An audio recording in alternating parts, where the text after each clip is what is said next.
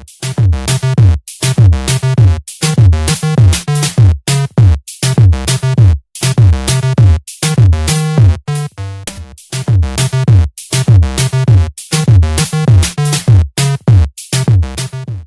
guys, welcome to the Raven Wolf channel. This is Anna, and today I'm excited because we're gonna start reading the last chapter of the Mayan Factor, chapter 8. It's called The Coming of the Solar Age, and it's from the Mayan Factor, The Path Beyond Technology by Jose Arguelles. So let's start. So, it says, here I'm trying to find a comfortable way to put the book.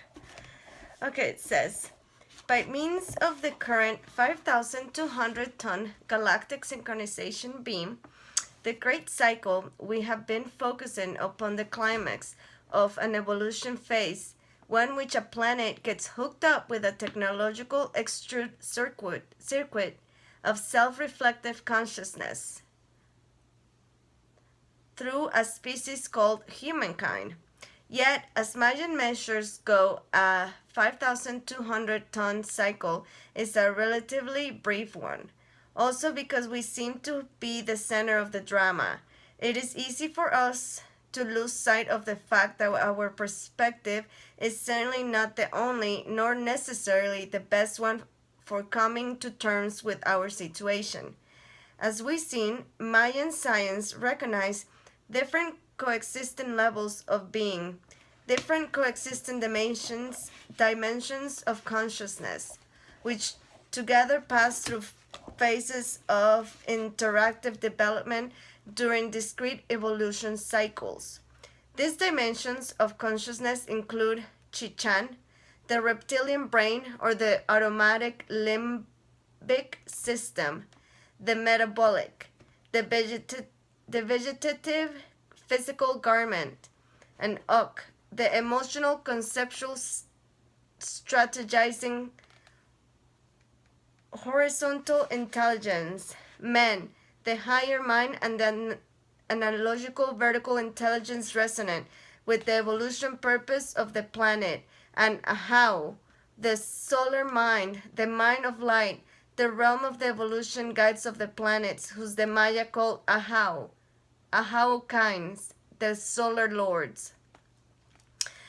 The emergence of humankind, Homo sapiens, represent a particular stage in the evolution of cycle star system, a stage in which the purposive integration of the four levels of consciousness become a distinct planetary possibility.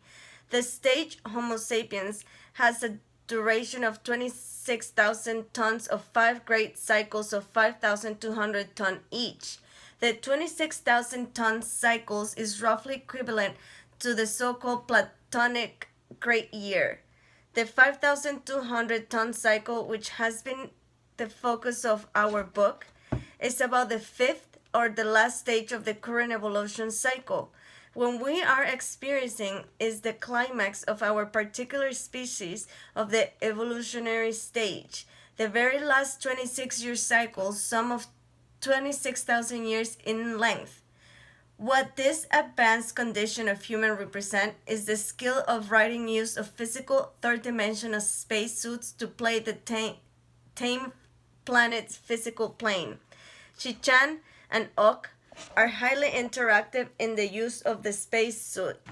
The light body, or the etheric double, what the Egyptians call the Ka, is the fourth-dimensional electromagnetic probe that measures the third-dimensional body. It corresponds to an outlet, Men. Finally, there is Ahau, the solar mind, which is purely electromagnetic of the fifth dimension and knows no time. It is activated by a galactic suvuja, a process interdimensional information on behalf of our planet. Our planet, the realm of the solar lords or guides, constitute the etheric body of the planet, and it is a resonance with both the planet's electromagnetic field and its interdimensional gyroscopic control at the crystal core of the Earth.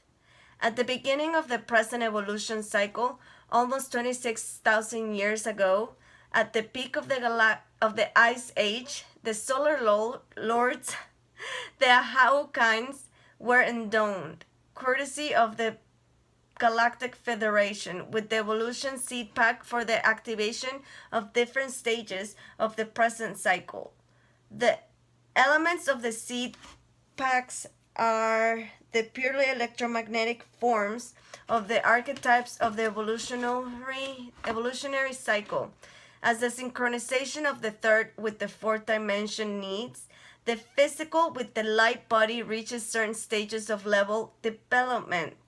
A triggering of suitable archetypal forms occurs.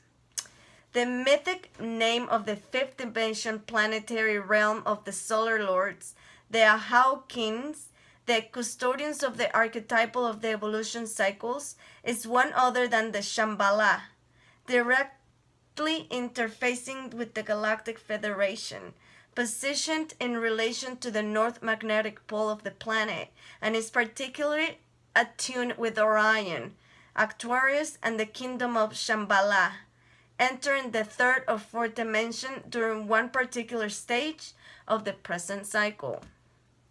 This manifestation corresponds to a time following the birth of the Lord Buddha, born of Queen Maya at 6.10.0.0.0, the great cycle midpoint, when King Suchandra of Shambhala requested the Buddha give the teachings of the wheel of the time, Kalachakra. These teachings Suchandra brought back to the kingdom, where they flourished under the reigns of the seven great Dharma kings. After the reign of the seven, actually a queen, Visvamati, the kingdom returned to the interdimensional realm, where it remains up to this moment, pregnant with spiritual warriors ready to rain down with the materialistic deserts of the present-day world. In the meantime, before, during, and after this interlude, the Ahaukines, the lords of the sun, have remained ever vigilant and attuned. It is due to their influence, which descends from time to time in the form of electromagnetic seeds called archetypes,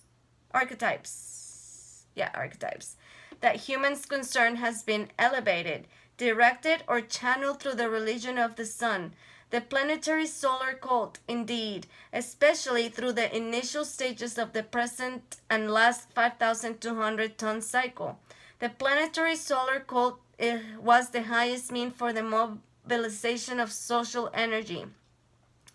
Above all the initiation of the present cycle in 3113 BC, the cult of the solar lord Ra in Egypt was elevated to the place of the supreme prominence, commemorated and consecrated in the sacred 13th chamber of the pyramid of the cult of Ra, was indeed appears like a ray of pure light in the initiation of the cycle, for the purpose of invoking in humanity a constant memory of a higher evolution purpose.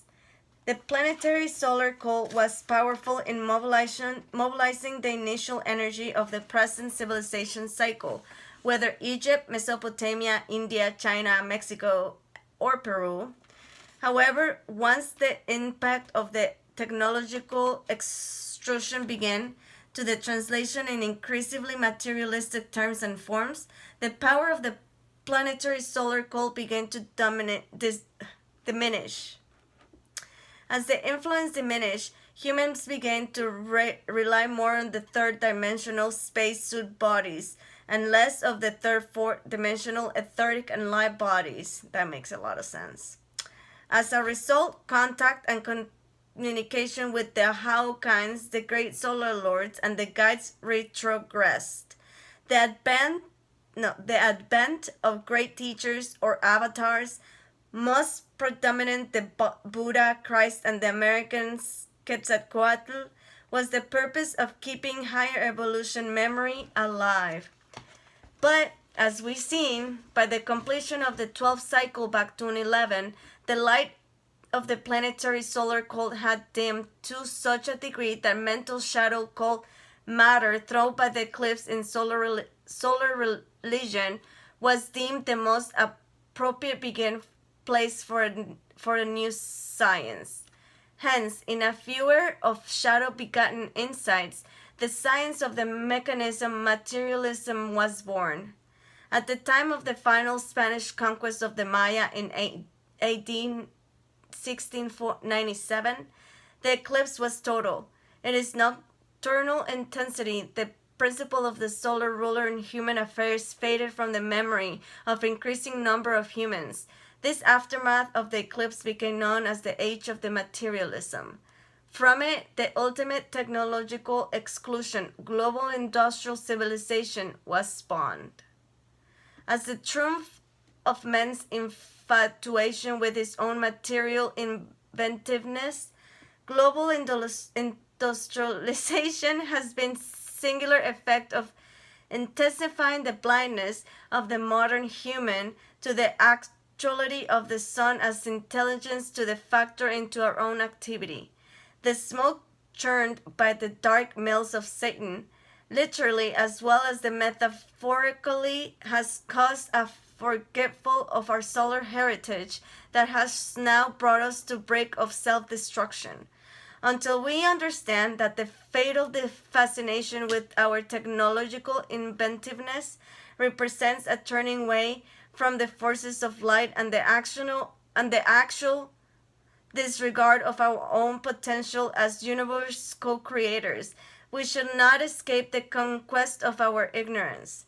For the truth, it is that we turn gadgety, not willing to own up to the power that lies within our own internal circuitry, or a bioelectromagnetic circuitry, which is directly connected through the solar lords, the Ahau kinds, to the sun. So is that we came to labor in the pits of materialism, cut off from the fifth dimensional guides, blind even to the existence of the fourth dimensional light body, the soul. Identifying exclusively with the third dimensional physical garment, materialistic human charts and shadow curse through a darkness of its own mankind. Or making. Of its own making, I'm sorry. I'm gonna read the rest of this page, these 2 pages. Mythically, the falsism developed of the global industrialization represents a turning away from the light, our guiding inner soul light, the purpose, the immediate power, gains of a facile technology mastery over our material means. In truth, this turning away, it is surrendered to the forces of darkness, called by the ancient Mexico Tezcatlipoca, the dark lord of time. It is Tezcatlipoca, the trickster counterpart of Quetzalcoatl, who disguised as Cortés arrived in Mexico AD 1519, announcing the entry into the present 466 year of hell cycle, embodied by the explorer of men like Cortés, aided and abetted by the raw might which technology mastery has brought certain of us. We have endeavored to build an entire civilization in ignorance of the principle of light of the solar rulership. It is significant that one of the last of the true imperial monarchs of Europe prior to the triumph of the Industrial Revolution was Louis, I don't know if that's Louis the 13th, the 14th, I don't know. Louis was called the Sun King. By the time of the extravagant Louis was in his grave, coal was being mined in Arthur's ancient Albion. And when it came time to express the power of Fautism, man's dominion over nature, it is equally significant that is through artificial release of the power of the atom, the power who we believe generates the sun, that we created our own stop sign, the atomic bomb. But to what end? Hiroshima, Nagasaki, and Chernobyl are mute witness to the oblivion to which our disregard of the sun and the true principle of cosmic orders consign us. And yet, nuclear weapons and stockpile is increasing numbers, each one deadly projection of our solar blind spot. Yet, with the moment of technological transformation upon us, and with some 5 years prior to enter into the last Catun of 260 Catun 5200 tune synchronization beam, we may still revive and await the gift of the sun. After all, 216th Catun of the harmonic module is the Catun ruled by 13 Ahau. 13, the movement immanent in all things, is the most powerful of the galactic pulsation rays, exalted in the sign of the solar mastery and consciousness. Ahau, the culmination of the 20 signs, we should anticipate that the 260th Catun would be an era of spiritual regeneration, regarding an altering golden age. Indeed, despite the dehumanization of materialism of the age, we possess the knowledge and the timing to transform the 13 Ahau Catun AD 1992 to 2012 into the new solar age, one far surprising to the solar ages of Egypt or even more recently in the classic Maya. For this will be genuinely planetary golden, an age augury conscious entry into the Galactic Federation. Assuming the best, assuming that the harmonic convergence is the twist in the collective DNA that dissolves the old mental house and projects the foundation of the new, what will it be like? What is the path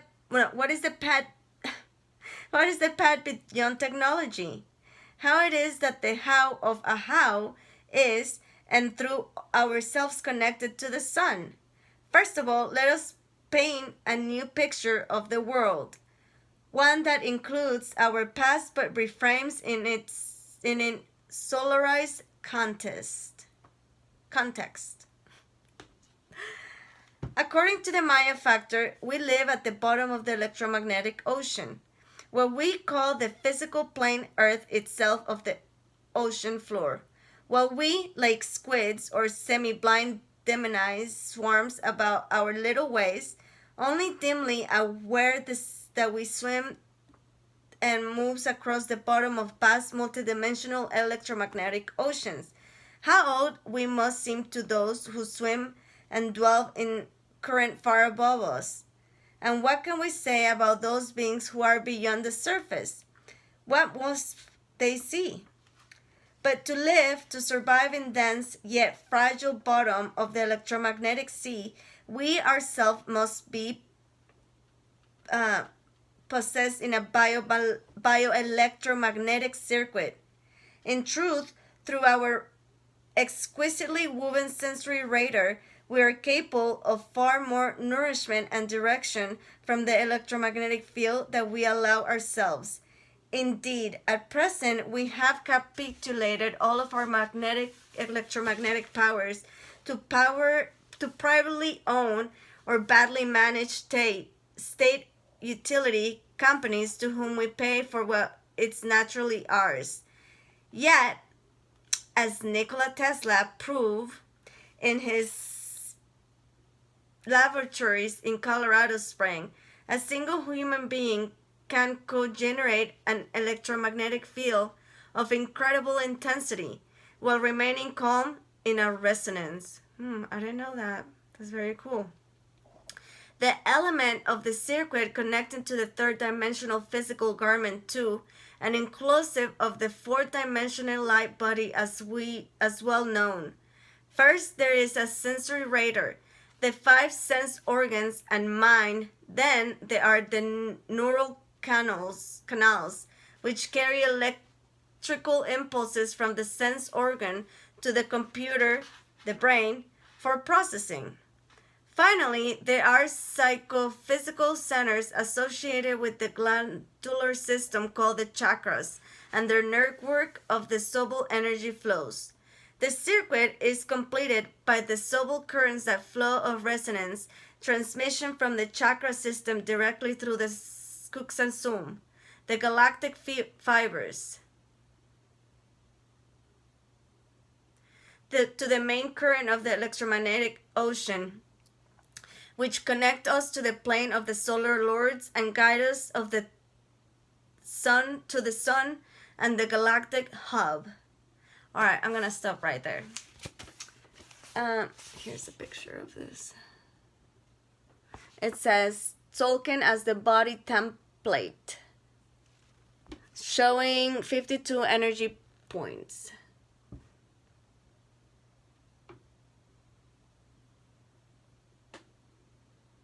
So there's the chakra points and the other points. So that's very interesting. So I'm going to end it here. I'm going to mark it. You know, I know I just started reading chapter 8. But to be honest with you guys, I think it's been my favorite so far. So far. And I only read a few pages. But so far, chapter 8 has been my favorite chapter.